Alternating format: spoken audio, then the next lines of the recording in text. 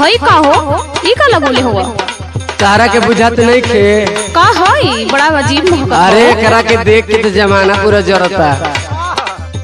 अच्छा ये अथवा ना हो जोन पी के मार दिना भर बौराइल रहेला।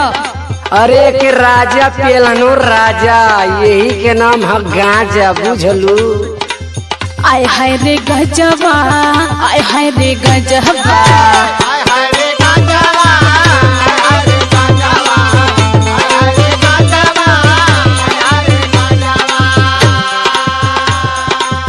एही के चलते सैया भइले नो से बजबा एही के चलते सैया भइले नो से बजबा आय हाय रे गजबा आय हाय रे गजबा।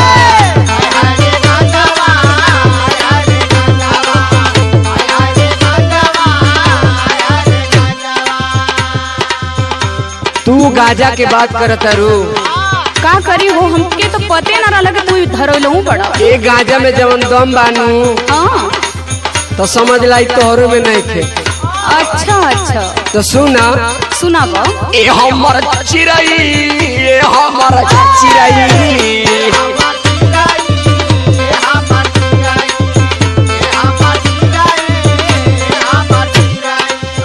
का हो ए हमर चिरई ए हमर चिरई ए हमर चिरई ए हमर चिरई कहवा तू पवलू या ना मोलबाई बिरई कहवा तू पवलू या ना मोलबाई बिरई ए हमर चिरई ए हमर चिरई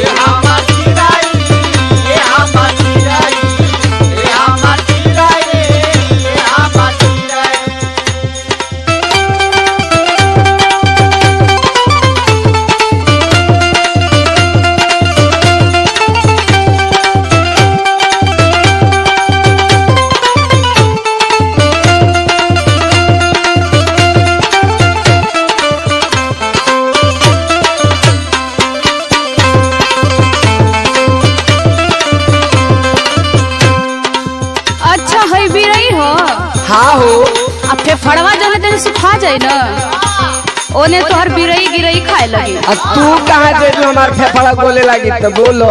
सुनो ना जाने कर में कौन बमाजा अरे तू ना बुझबू तू ना बुझबू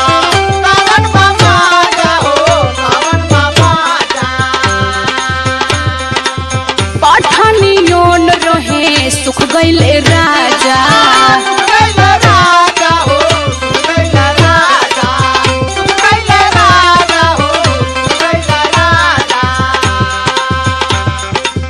ना जाने कर में कौन बमाजा पठानियों रहे सुख गईले राजा लइका परानी छोड़ले